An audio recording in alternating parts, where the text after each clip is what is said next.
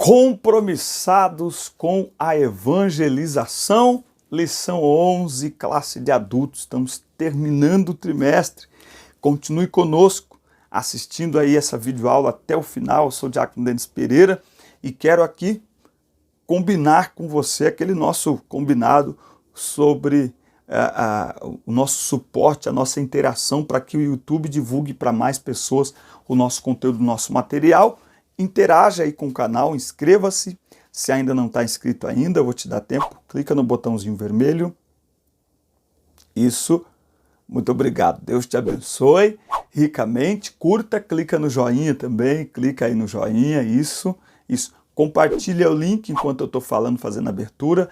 Clica aí na setinha de compartilhar. Copia o link. Vai lá no WhatsApp rapidão. Manda para todos os grupos, professores, alunos, pastores, todo mundo que você conhece, compartilha no Facebook, no canal do Telegram e vem para cá para assistir a nossa vídeo aula. Comente também aí da onde você assiste a nossa aula, como que está aqui na nossa cidade em Campinas, São Paulo. Está fechado, fechou o tempo, parou tudo. Que Deus nos ajude, Deus nos guarde. Como que está aí na sua cidade? Como que está a questão dos leitos de UTI aí, certo? Na nossa cidade, 100% ocupado, fila de espera aqui na região. Que Deus nos ajude, que Deus tenha misericórdia de nós, do Brasil e do mundo, tá certo? Fale pra gente aqui na descrição do vídeo, no comentário do vídeo, e isso inclusive ajuda a todos nós intercedermos uns pelos outros. Amém, meus irmãos? Lembrando que aqui na descrição dos vídeos tem minhas redes sociais, tem link para você entrar em grupos de professores no WhatsApp, tem link para você abrir material de apoio em PDF também. Compromissados com a evangelização. Romanos 1,16. Porque não me envergonho do evangelho de Cristo, pois é o poder de Deus para a salvação de todo aquele que crê, primeiro do judeu e também do grego. Então, o que é o evangelho? É poder para salvação. Poder para salvação. A nossa responsabilidade para a salvação de todos os seres humanos, mediante o evangelho de nosso Senhor Jesus Cristo, nos torna servos de todos. Então, a evangelização é um compromisso. Pegou a caneta aí? Pega a caneta aí. Papel, escreve aí. A evangelização é um compromisso da igreja, é um compromisso de cada crente. Tem um grupo de escola dominical no Facebook e eu vi uma pergunta lá essa semana. Por que a igreja não evangeliza mais como antigamente? A gente tem sempre essa ideia de jogar na conta da igreja, né? Da organização, da instituição. A gente precisa se lembrar que a igreja somos nós, a igreja sou eu.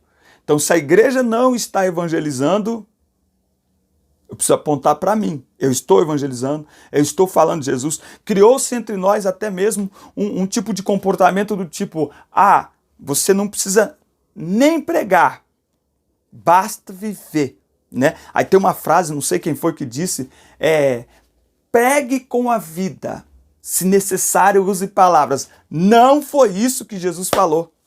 Marcos 16:15, ide e pregai.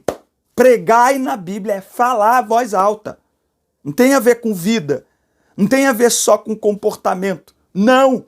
É expressar a fé. É falar de Jesus, falar, verbalizar. Isso é pregar. Jesus não falou, fica na de vocês, vivendo o evangelho. De vez em quando vocês falam. Não, ele mandou, vai e prega. Por quê? Porque quando eu prego, quando eu verbalizo, eu me comprometo com o que eu estou falando. E aí então eu faço uma análise da minha vida. Se eu não estou vivendo, então eu preciso viver, eu preciso me consertar para ser coerente com o que eu estou falando. Agora, cria-se essa ideia de que não é necessário falar, que o importante é viver, aí nem fala e nem vive. Porque já que eu não falo, não me comprometo. Não estou falando para ninguém, ninguém vai vir me cobrar. Se alguém vir me falar alguma coisa, eu vou dizer, eu não falei nada, eu não disse nada, você viu eu falando alguma coisa?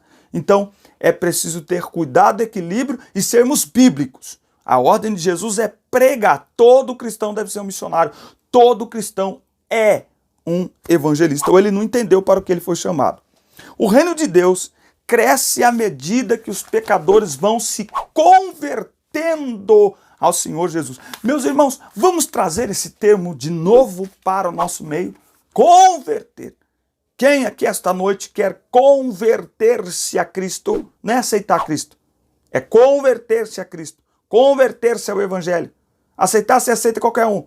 Agora, converter-se é parar de seguir na direção do pecado, do mundo, da carne, do eu, abandonar a velha vida e nascer de novo. Isso é conversão. Muito bem. Tópico 1. A evangelização como prioridade. O evangelho não é uma mensagem alternativa. Ou pregamos ou não pregamos. Não. Trata-se de uma questão de vida ou morte. Vida para os que recebem a Jesus como Salvador e morte aos que rejeitam. Novamente, há uma turminha aí apresentando um Jesus e um Deus bobo, sabe? Que não se indigna com a iniquidade dos homens. Eu vi aí no Facebook, o pessoal postou aquela imagem do carnaval do ano passado e desse ano, né? E aí teve gente que achou estranho. Que Deus é esse que vocês estão apresentando? Nossa! Você acha mesmo que por causa do que aconteceu em 2020, Deus agora ia matar um monte de gente só para dar uma lição no mundo? Você não leu Bíblia. Não conhece a Bíblia. Você não conhece a história do povo de Israel. Quantas crianças, quantos idosos, quantas pessoas morreram no deserto? Sendo que elas não tinham tomado diretamente a decisão errada que quem estava à frente tomou, que os líderes das famílias tomaram. Morreu. O que dizer da família de Acã? Quem foi que roubou? Foi Acã. Quem que vai morrer? Acã, a mulher, os filhos, serva, morre todo mundo. O problema é que quando fala de morte, aí tem gente, então se é assim, Deus é assassino, homicida, negativo. Deus não mata ninguém. Ele só toma de volta o que é dele. Por quê? Porque ele é aquele que dá e é aquele que tira a vida. Acabou. Deus não mata ninguém, irmão. Quem perde a vida é o homem. Acabou, é simples assim. Entenda isso. E sua relação com a morte vai ser diferente. Vai ser diferente. Então não quer ir pro beleléu quando morrer? É só servir Jesus, acabou. E aí, morreu novo, morreu velho, morreu criança, morreu adulto, morreu avô, morreu tia, não importa que idade morrer. Tá com Jesus? Relaxa. Não morreu, só mudou de endereço. Quem tem que estar preocupado é quem está sem Jesus. Quem está com Jesus, fica tranquilo. Senão você não entendeu nada de evangelho e não entendeu nada de Deus. Então esse Deus bobo que estão apresentando aí, que as pessoas brincam com ele. Você nunca leu Ananias e Safira. Não leu. Não leu Jesus expulsando os cambistas da igreja. Não leu. Não leu quando Hebreus ratifica o que está no Antigo Testamento. Deus não se deixa escarnecer. Não, e olha que ele é longânimo, hein? Para Deus tomar uma atitude para punir alguém, pode olhar em toda a história. Faz tempo que Deus está avisando. Por quê? Porque ele é longânimo. Mas não brinque com Deus. Ele é um fogo consumidor. Não, é porque Deus é amor e mais nada. Mas sim, ele é amor, mas também é justiça. Ponto. Novamente, a galerinha que é o Deus de amor, o Deus de amor. Então, o Deus de amor... você quer resolver a questão? Quem acha que Deus... Deus jamais vai fazer alguma coisa para punir. É mesmo? Você tem certeza? E Jesus na cruz, sendo punido por nosso pecado? Quem foi que mandou ele? João 3,16? Porque Deus amou o mundo de tal maneira que deu. Você vem falar para mim agora que pode fazer o que quiser com Deus e tá de boa. Ele não vai chamar atenção, ele não vai punir, ele não vai fazer nada, porque ele só amou, amor. Então o amor de Deus é um amor cheio de justiça. Até quando ele pune, é movido por amor. E aí? Porque ele corrige todo o que ama e açoita todo o que recebe por filho. Se estáis sem correção, não sois filhos, são bastardos. Vamos lá.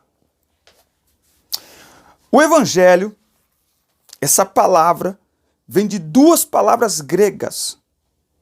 Eu, advérbio, bem, e angelia, que significa mensagem, notícia, boas novas, notícias alvissareiras. É a mensagem de Cristo que salva o pecador. É o meio que Deus usa para a salvação de todo aquele que crê. É por meio do Evangelho. Por quê? Porque o Evangelho promove fé. O Evangelho promove desejo de mudança. Agora, Evangelho. Pregação só é pregação do Evangelho se ela conduzir o pecador ao arrependimento. Do contrário, é palestra, é o que você quiser, menos pregação do Evangelho. Aliás, diga-se de passagem, só pode ser pregação se tiver o Evangelho. Se a base for o Evangelho, se o conteúdo for o Evangelho. Caso contrário, nem foi pregação. O Evangelho são as boas novas que falam do reino de Deus, da salvação e do perdão dos pecados na pessoa de nosso Senhor Jesus Cristo. É o Evangelho da graça de Deus. As Escrituras nos ensinam que todos os seres humanos são pecadores e precisam se reconciliar com Deus. Não existe um meio de salvação sem Jesus. Ele mesmo disse, ninguém vai ao Pai a não ser por mim. Por isso que o Evangelho, vou dizer de novo, tem que conduzir a pessoa ao arrependimento. A pregação tem que conduzir o pecador a olhar para si mesmo e sentir a necessidade do Salvador. Se a pregação não faz as pessoas sentirem necessidade do Salvador, para que serve? A pregação do Evangelho é uma necessidade imperiosa, porque não existe salvação sem Jesus. E como é que a gente mostra isso? Por meio da pregação. O Senhor Jesus constituiu a igreja como única agência do reino de Deus na terra, encarregada de anunciar as boas novas de salvação. É necessário, pois, a mobilização de toda a igreja para que essas metas sejam alcançadas. Nos tempos apostólicos, cada crente era um ganhador de alma. Cada crente era um ganhador de alma. A igreja cresceu lá nos tempos primitivos e hoje igreja só tem crescimento quando cada membro entende que é aquele trabalho de formiguinha, é um a um, contando um para o outro a sua experiência de fé. Tópico 2. Jesus morreu para salvar todos os seres humanos, todos, sem distinção. A extensão da obra expiatória de Cristo tem sido debate ao longo dos séculos, não é? Principalmente nos tempos aí da reforma protestante. Antes, convém aqui ressaltar que a nossa teologia é pentecostal e vem diretamente das Sagradas Escrituras, sem intermediação dos teólogos da reforma protestante. A teologia pentecostal que nossos pais nos legaram não teve nenhum teólogo ou reformador, não é, como intermediário aí. Então, a nossa teologia é original e estritamente bíblica. Por quem Jesus morreu? Essa é uma pergunta interessante. Há muitas discussões teológicas sobre o tema. Eu tenho medo disso aqui, discussão teológica. Você sabe que tem gente que não pode estudar teologia? Não pode, fica bobo. Ao invés de estudar e aquilo gerar fé nele, encantamento com o evangelho, endurece o coração. Conheço um monte de gente. Estudou um pouquinho aqui, ó. Estudou o básico do básico. Começa a questionar tudo. Perde o fervor espiritual. Não precisa disso não. Precisa orar não. Quer falar em língua? Para com isso. Esses crentes dando glória, levantando a mão aí, chorando. Para que isso aí? Ai, Senhor. Olha só. Expiação limitada. Trata-se da ideia de que Jesus morreu apenas por um grupo restrito de pessoas. Né? Então, não tem nada a ver. Os teólogos defensores dessa teoria concluem que se trata de todos os homens crentes, aqui em 1 Timóteo 2,4. Né? Agora, nós rejeitamos essa linha de interpretação, certo? Então, a ideia que nós entendemos é a expiação ilimitada. Isso significa que o Senhor Jesus morreu por toda a humanidade. Aliás, gente, não precisa ser nenhum profundo estudioso da Bíblia. Olha, eu sei que tem muitos pastores aqui, muitos doutores de teologia assistindo a gente. Mas a gente tem que tomar cuidado. Nós vamos voltar à simplicidade do Evangelho. Nós temos que tomar cuidado com essa mania que tem no nosso meio, às vezes, da pessoa, porque estudou um pouco. Não, mas é que isso, na verdade, não é bem isso. Como não é bem isso? O que está escrito em João 3,16? Porque Deus amou o mundo. O mundo é todo mundo. Quem que é o mundo? Todos os 7 bilhões, não sei quantos milhões de pessoas hoje. O mundo. Se não, estava escrito lá, Deus amou parte do mundo. Deus amou o lado esquerdo do planeta Terra. É isso que está escrito lá? Ah, por favor. Tem que ser o quê? Cientista? Religioso para poder entender isso? É o clássico procurar pelo em ovo. Quer ficar questionando? A expiação é ilimitada. Jesus morreu por todos os pecadores. Acabou. Por todos, não é por uma parte. Não, é por todos. Por isso que a pregação do Evangelho é para todos. Nós não podemos eleger uma classe específica de pessoas a quem pregar. E o pior, não podemos eleger uma classe específica a quem não pregar. Isso é um perigo, é? Salvação é para todos. Evangelho é para todos. Jesus morreu por todos. Evangelização local, tópico 3. E evangelização transcultural. Evangelização é o ato de comunicar as boas novas de salvação a todas as pessoas por meio de palavras e ações. Quero indicar aqui para você ler, você consegue até na internet, pregação pura e simples. Leia. Você vai entender o que é pregação. Pregação, em primeiro lugar, o texto da pregação, o conteúdo é o Evangelho. Pregação, não é? Então é por meio de palavras. Essa palavra pregação tem 4 elementos, um delas é arauto. Arauto é o enviado do rei às províncias do reino para falar a palavra do rei na linguagem das pessoas. Com um detalhe, o arauto tinha que falar na língua, no dialeto das pessoas, mas não podia alterar a mensagem.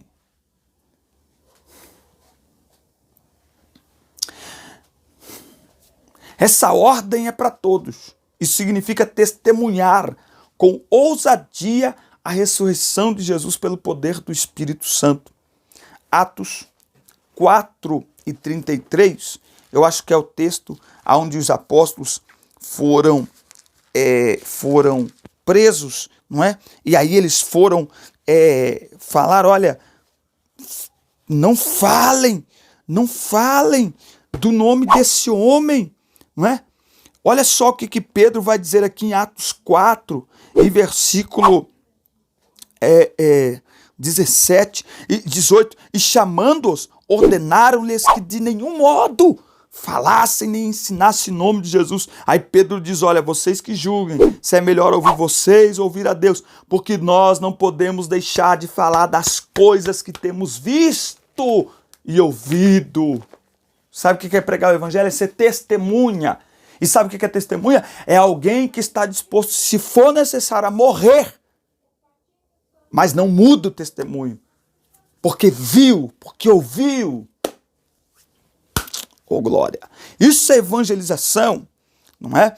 Então, desde o avivamento lá da Rua Azusa, nós sempre temos aí uma visão evangelística, missionária, não é?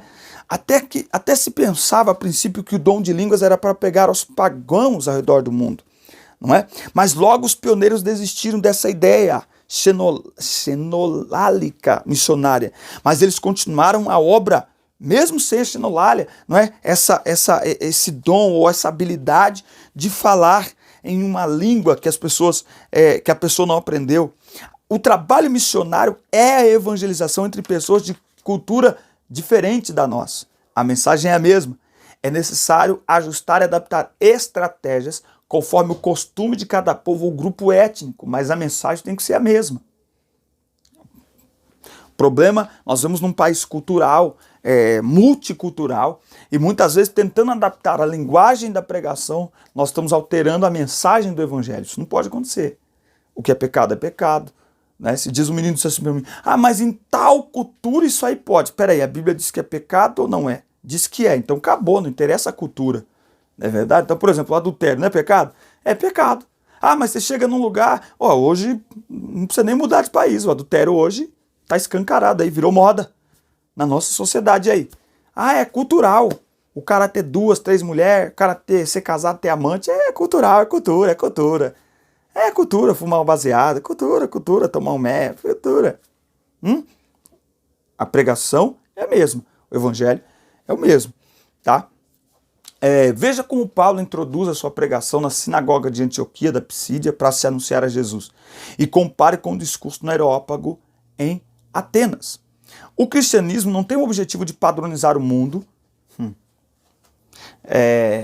Billy Graham, em 1986, numa conferência na Coreia, disse que Jesus não nos mandou cristianizar o mundo, ele nos mandou pregar o evangelho. O mundo não tem que ser cristianizado. Tem que ter esse cuidado. A mensagem é universal. No dia do triunfo de Cristo e da igreja, cada povo, e aqui esse texto aqui da revista que ele repete aqui, já falou em outra aula, que cada povo se apresentará louvando a Deus na sua própria cultura. Eu não acredito que será assim, porque seremos um só povo, tá certo? Mas não significa também que é um erro aqui da revista, um erro teológico, nada disso, é uma questão aqui de interpretação. Qual que é o desafio hoje? Jesus disse: o campo é o mundo. Ele não disse que o campo é Jerusalém, nem Judéia, nem Roma, nem minha cidade a tua. Jesus não disse para pregar primeiro em Jerusalém, depois na Judéia, depois em Samaria, depois ser testemunho até os confins da terra, mas mandou pregar tanto em Jerusalém, como em toda a Judéia, Samaria e até os confins da terra. Isso aqui responde aquela perguntinha que muita gente faz. Tanto lugar para pregar aqui no Brasil?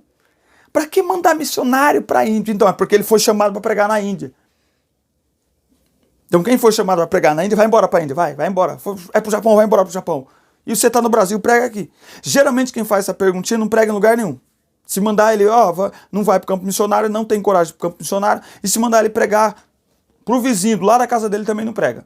Tá certo? Então, o desafio é de forma simultânea. E aí nós podemos hoje incluir aqui as redes sociais. Meu Deus do céu, as redes sociais hoje é o maior campo missionário acessível a todos nós.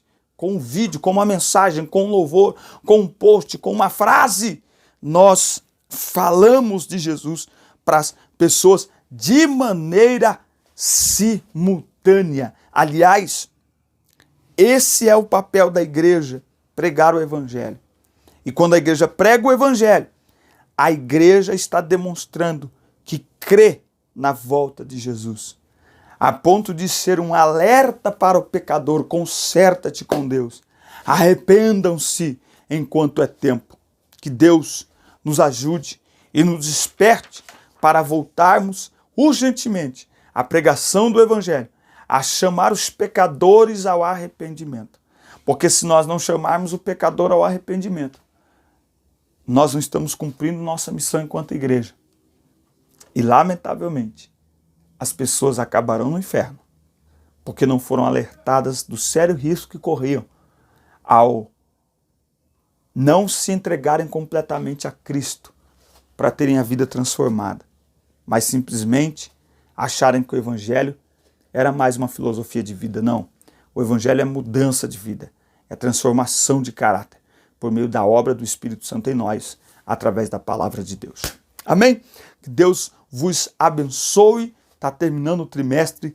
A urgência do discipulado é o tema da lição 12. Eu espero você, aguardo você. Forte abraço, assistam, curta, compartilhe, manda para os seus alunos.